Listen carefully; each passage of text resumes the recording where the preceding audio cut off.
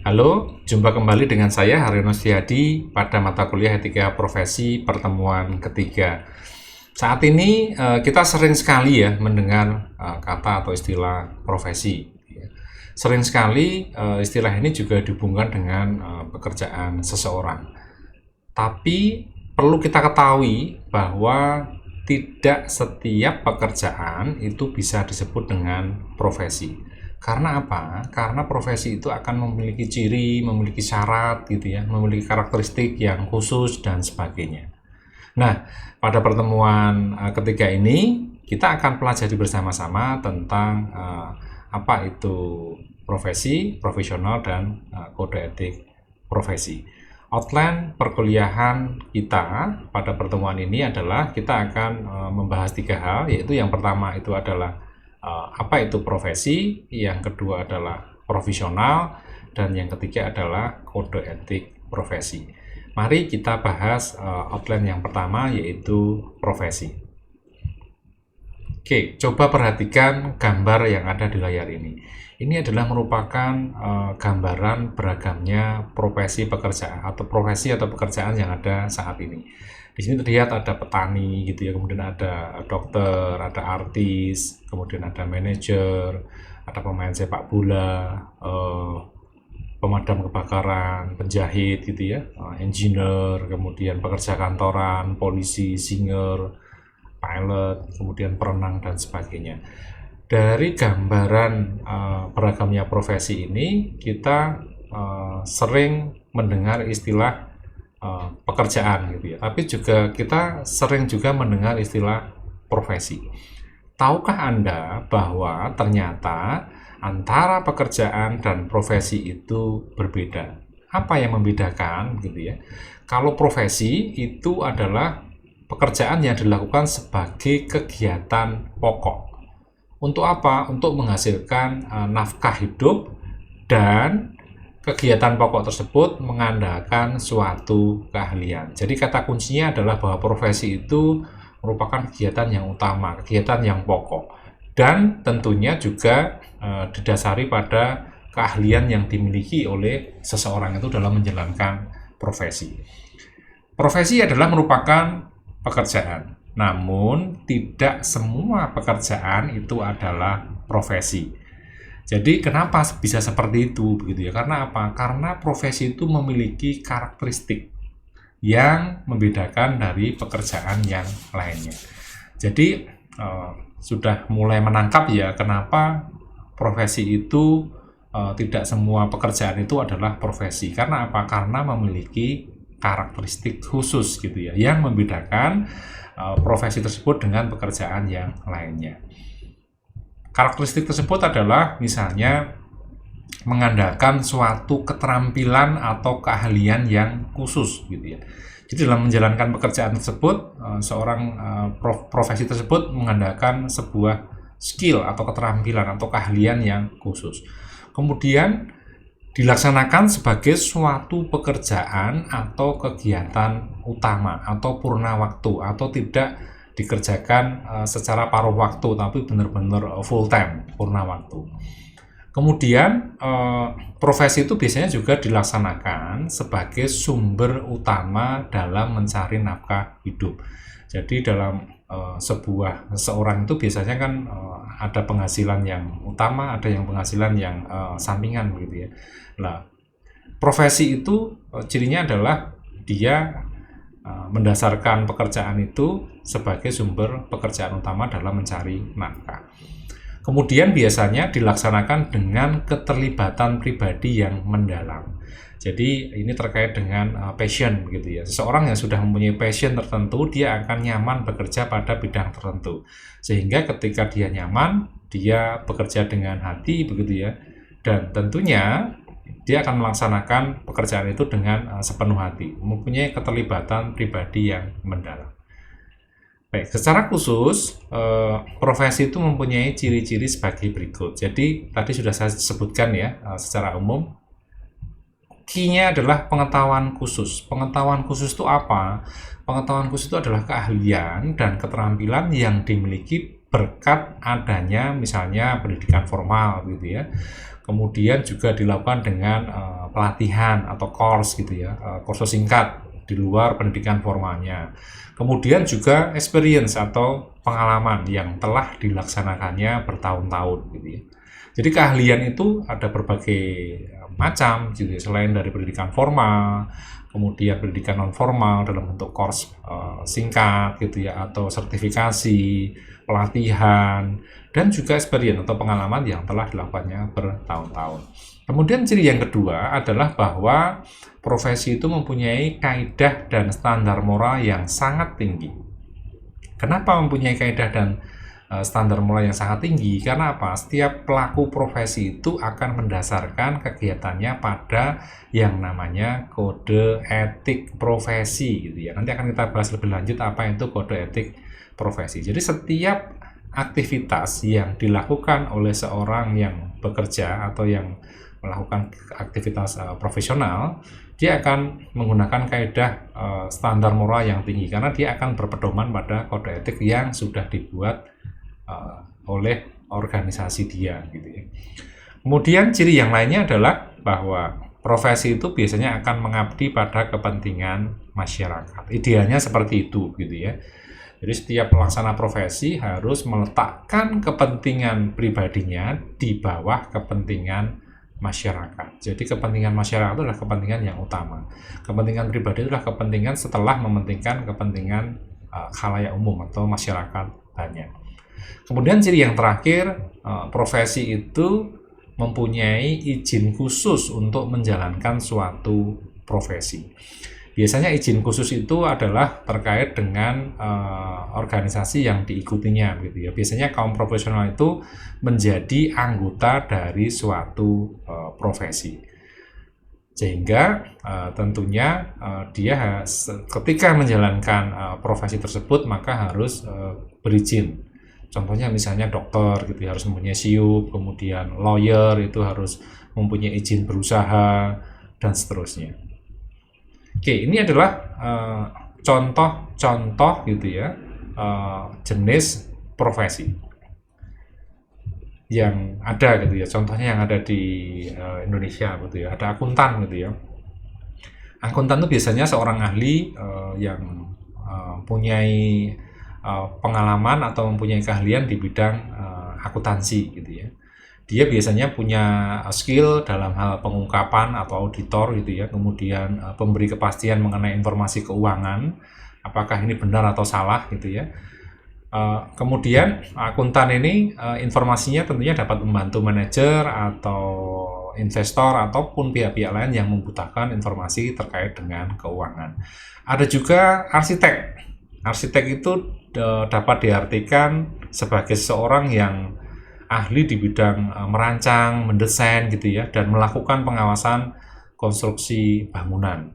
Serta tentunya seorang arsitek itu biasanya harus mempunyai izin gitu ya dalam berpraktek sebagai arsitektur. Ada organisasi arsitek yang memberikan izin bahwa ini boleh melakukan konsultan sebagai konsultan gitu. Kemudian ada lagi yaitu perawat. Perawat itu dapat diartikan sebagai petugas kesehatan gitu ya, yang tentunya profesional karena dia mempunyai knowledge, mempunyai skill atau mempunyai keahlian di bidang kesehatan yang bekerja dengan anggota yang lainnya untuk membantu pemulihan orang-orang yang sedang sakit. Guru dan dosen itu juga merupakan contoh jenis profesi. Jadi mereka gitu ya, atau salah satunya adalah saya ya, saya itu adalah sebagai orang yang mengajar gitu ya dan menyediakan pendidikan bagi orang lain. Guru dan dosen itu sering berperan formal dan berkelanjutan, bekerja dengan cara profesi maupun di tempat pendidikan yang lainnya. Jadi tentunya untuk menjadi guru dan dosen itu harus mengikuti pendidikan formal dan pelatihan khusus gitu ya untuk menjadikan seorang itu selain bisa mengajar tapi juga bisa mendidik. Kemudian selanjutnya adalah apoteker misalnya. Apoteker itu dapat diartikan sebagai dia tenaga kesehatan ya, yang ahli di bidang ilmu farmasi.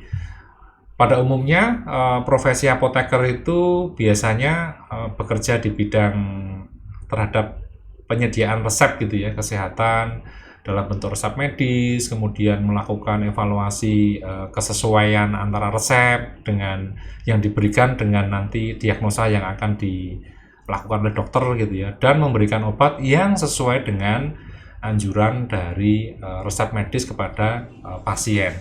Terus kemudian juga mungkin memberikan nasihat-nasihat ya terhadap penggunaan obat yang tepat gitu ya, indikasi medisnya seperti apa gitu ya, itu biasanya akan diberikan oleh seorang apoteker. Terakhir dokter, saya rasa semua sudah pernah mengenal dokter ya.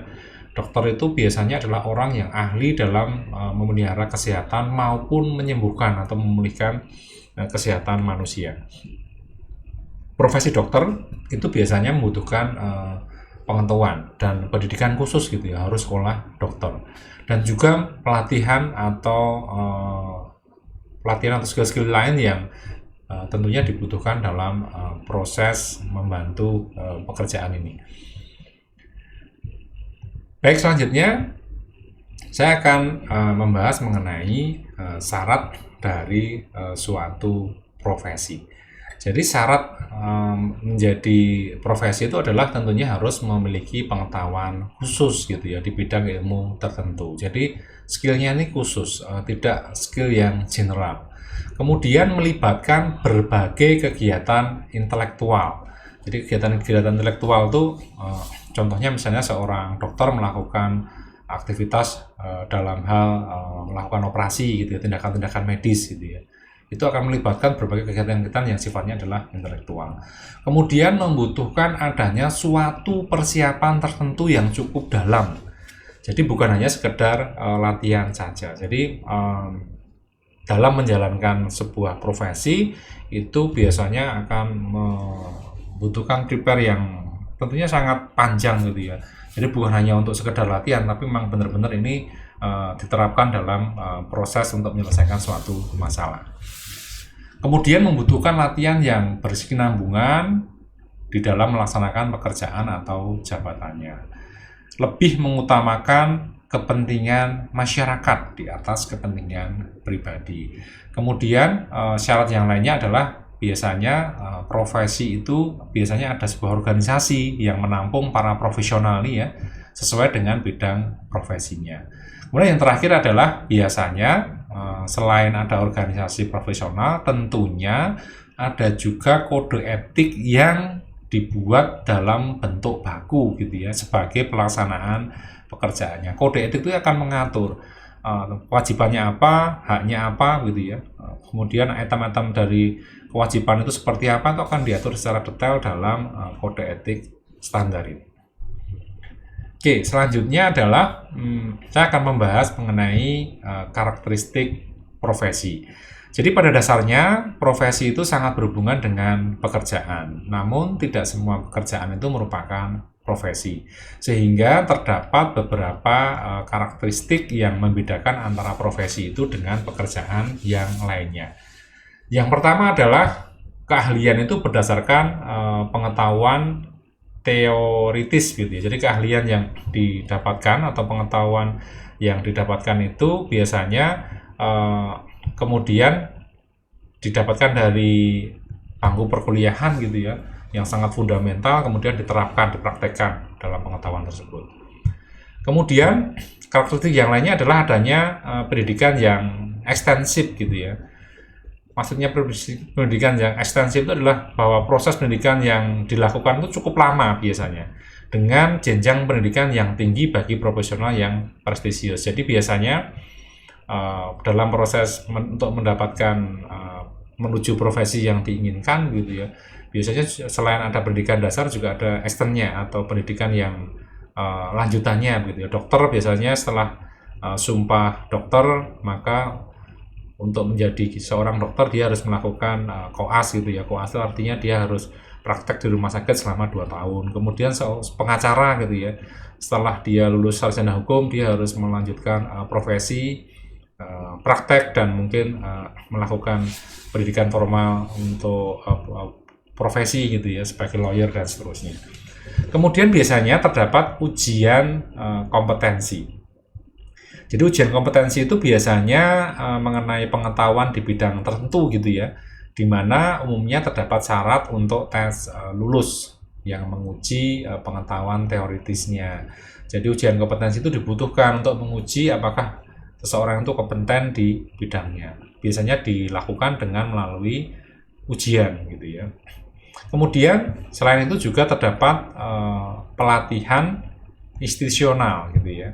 Jadi selain pelatihan untuk mendapatkan pengalaman praktis, itu biasanya juga akan dilakukan oleh organisasi profesi itu agar seseorang yang akan menjalani profesi tersebut bisa dengan penuh untuk melaksanakan pekerjaan itu. Kemudian biasanya adanya karakteristik yang lainnya adalah adanya asosiasi yang sifatnya adalah profesional gitu ya. Asosiasi profesional itu adalah organisasi suatu profesi yang bertujuan untuk meningkatkan status para anggotanya. Jadi biasanya mempunyai sebuah asosiasi atau perkumpulan atau organisasi gitu ya, yang di dalamnya adalah hanya terdapat orang-orang yang bekerja pada bidang tersebut. Kemudian saya lanjutkan adalah yang lainnya adalah adanya license. License itu adalah merupakan izin dalam melaksanakan pekerjaan. Kemudian kode etik profesi gitu ya. Kode etik profesi itu adalah sebuah aturan, sebuah prosedur gitu ya, yang mengatur para anggotanya agar bekerja sesuai dengan aturan. Di situ akan mengatur hak dia apa, kewajibannya apa yang harus dijalankan, apa yang tidak boleh dijalankan, dan seterusnya. Kemudian mengatur diri gitu ya, karakteristik yang lainnya. Apa yang dimaksud dengan mengatur diri? Jadi biasanya seseorang profesional gitu ya, diatur oleh organisasi profesi tanpa adanya campur tangan dari pemerintah. Jadi ini berhubungan dengan juga otonom ya. Jadi dia organisasi profesi tersebut gitu ya akan mengatur dirinya sendiri tanpa intervensi dari pemerintah, atau biasa disebut dengan otonom gitu ya. Karena apa? Otonom itu biasanya terkait dengan agar tidak ada intervensi dari luar gitu ya. Jadi misalnya seorang yang bergerak di bidang jurnalistik atau pers gitu ya, biasanya dia bekerjanya otonom. Jadi ketika ada sesuatu yang sifatnya itu adalah melanggar privasi seseorang gitu ya, biasanya tidak serta-merta orang yang berprofesi sebagai wartawan itu bisa dipidanakan gitu ya. Biasanya akan lewat mediasi organisasi pers tersebut gitu. Kemudian yang terakhir adalah status dan imbalan yang tinggi. Jadi seseorang itu yang akan sukses untuk mendapatkan pekerjaan itu, maka tentunya imbalannya adalah dia akan mendapatkan status strata sosial yang tinggi gitu ya, dan tentunya juga prestis gitu ya. Profesi itu prestis dan tentunya adalah mendapatkan imbalan yang layak sebagai pengakuan ya terhadap layanan yang diberikan kepada publik. Oke, itu adalah karakteristik dari profesi. Selanjutnya di next section kita akan membahas apa itu profesional.